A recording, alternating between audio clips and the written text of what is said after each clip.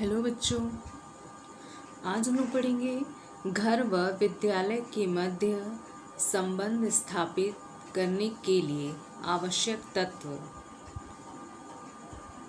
माता पिता व टीचर्स के बीच में कैसे संबंध मजबूत किया जाए ताकि बच्चे का सर्वांगीण विकास हो सके। इसके लिए ज़रूरी है कि कुछ तत्वों पर ध्यान दिया जाए ताकि माता पिता व टीचर के बीच संबंध सकारात्मक बन सके, जिसका पूरा फ़ायदा बच्चे को मिल सकेगा। क्योंकि अगर माता पिता जागरूक नहीं होंगे, वो विद्यालय के बारे में जानेंगे नहीं, विद्यालय से वो संपर्क नहीं बना के रखेंगे, तो उनको ये पता ही नहीं चल पाएगा कि उनका बच्चा जिस विद्यालय में पढ़ता है वहाँ पे कौन कौन सी गतिविधियाँ हो रही हैं। इसके लिए ज़रूरी है कि माता पिता भी जागरूक रहें और शिक्षक भी बच्चों के माता पिता से हमेशा संपर्क बनाए रखें। आइए जानते हैं कौन कौन से आवश्यक तत्व हैं। पहला तत्व है अभिभावक सहभागिता। फर्स्ट है अभिभावक सहभागिता।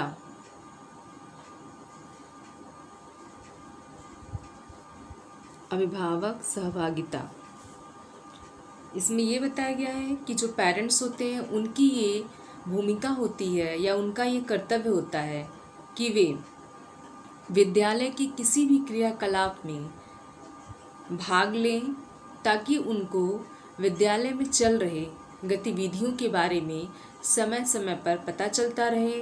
क्योंकि बहुत सारे अभिभावक जो कभी विद्यालय नहीं जाते हैं और उनको विद्यालय के बारे में कहीं से कोई अधूरी सूचना मिल जाती है, जिसके कारण वे विद्यालय के प्रति बहुत सारी नकारात्मक अभिवृत्तियां अपने मन में बना लेते हैं। तो इसके लिए ज़रूरी है कि अभिभावक किसी और के मुंह से ना सुन के बल्कि खुद विद्यालय जाएं और विद्यालय की क्रियाकलाप में भाग लें, ताकि उनको पता चलता रहे कि उनका बच्चा जिस विद्यालय में पढ़ता है वहाँ पे कौन कौन से क्रियाकलाप होते हैं और बच्चे के लिए इनका क्या लाभ है। दूसरा है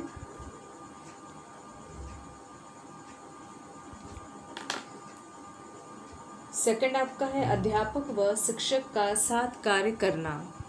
सेकंड है अध्यापक व शिक्षक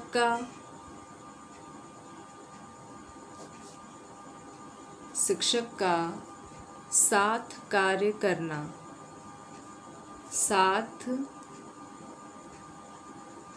कार्य करना।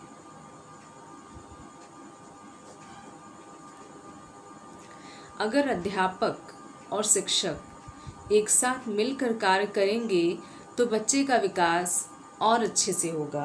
क्योंकि बच्चे के विकास में जितनी भूमिका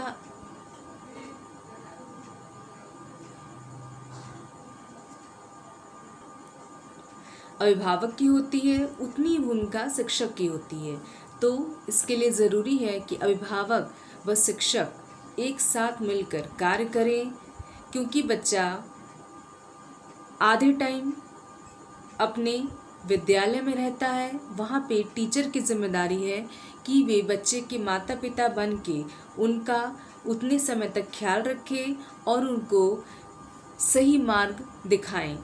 लेकिन विद्यालय के बाद जब बच्चा घर आता है तो यहाँ पे जिम्मेदारी अभिभावकों की हो जाती है। तो उनका ये कर्तव्य है कि वो हमेशा बच्चे के ऊपर ध्यान दें कि बच्चा किसी भी गलत क्रिया में तो शामिल नहीं है, और बच्चे की हर एक गतिविधि पे नज़र रखना उनकी जिम्मेदारी है। तो अगर शिक्षक और अभिभावक मिलकर कार्य करेंगे तो बच्चे का विकास और अच्छे से होगा। इसके साथ साथ विद्यालय व घर में संबंध भी सकारात्मक बने रहेंगे। थर्ड है अभिभावक शिक्षक संप्रेषण।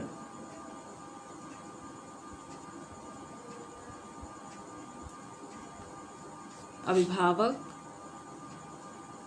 शिक्षक, संप्रेषण।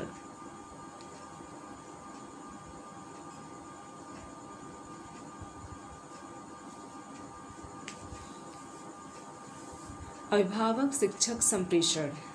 अभिभावक व शिक्षक को हमेशा एक दूसरे के साथ बातचीत करते रहना चाहिए, फिर चाहे वो बातचीत का तरीका फ़ोन हो या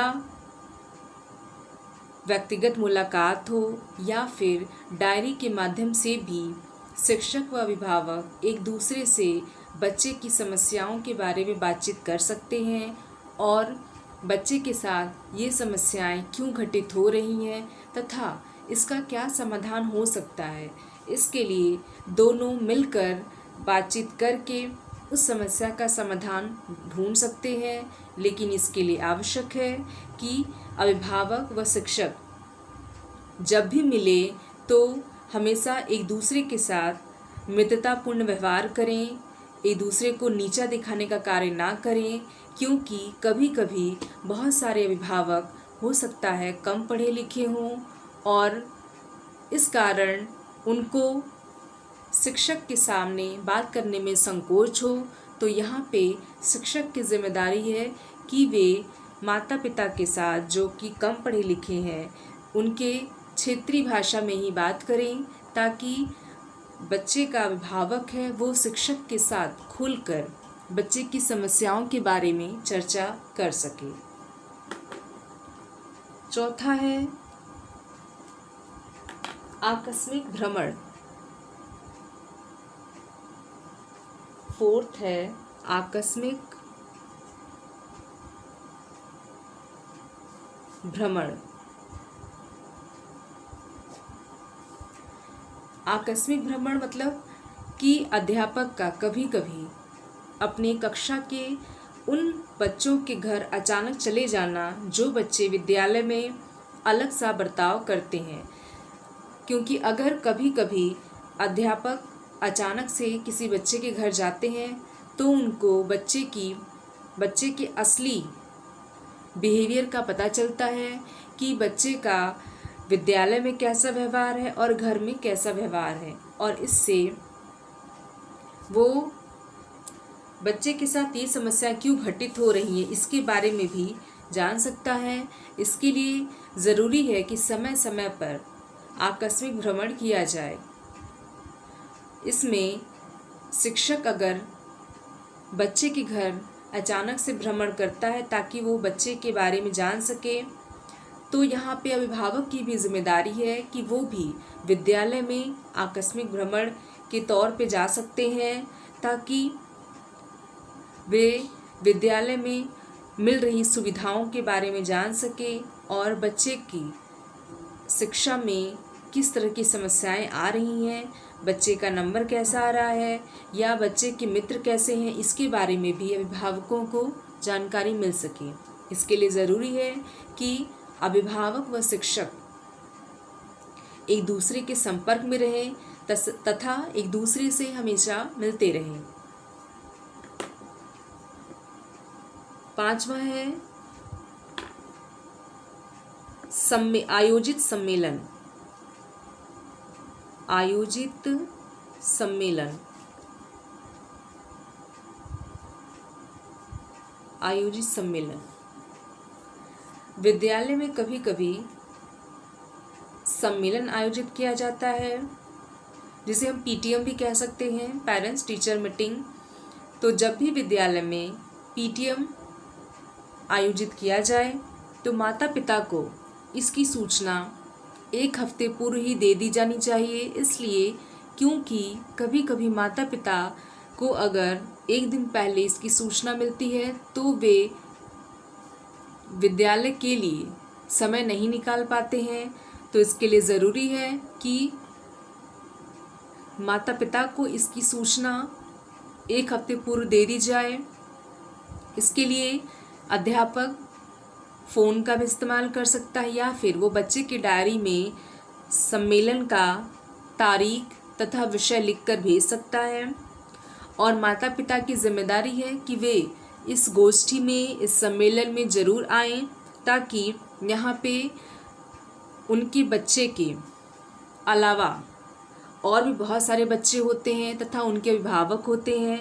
यहाँ पे सभी बच्चे सामूहिक रूप से इकट्ठा होते हैं तथा उनके अभिभावक भी सामूहिक रूप से इकट्ठा होते हैं और यहाँ पे विशेषज्ञों के द्वारा सम्मेलन में बच्चों के साथ क्या क्या समस्याएं आ रही हैं तथा उसका क्या समाधान हो सकता है, इस पे चर्चा की जाती है। छठा है निरीक्षण प्रपत्र। निरीक्षण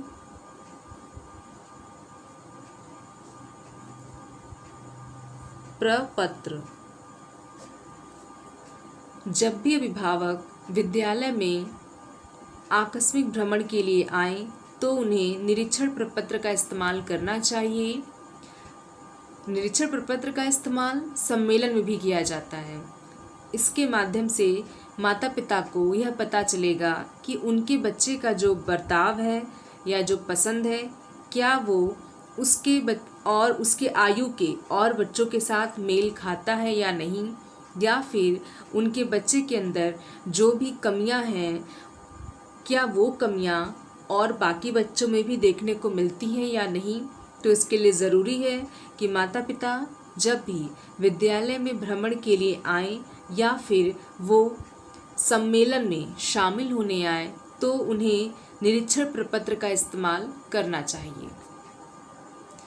इससे उनको पता चल पाएगा कि उनके बच्चे के अंदर कौन कौन सी कमियां हैं या उनका बच्चा और बाकी बच्चों से किन किन मामलों में अलग है।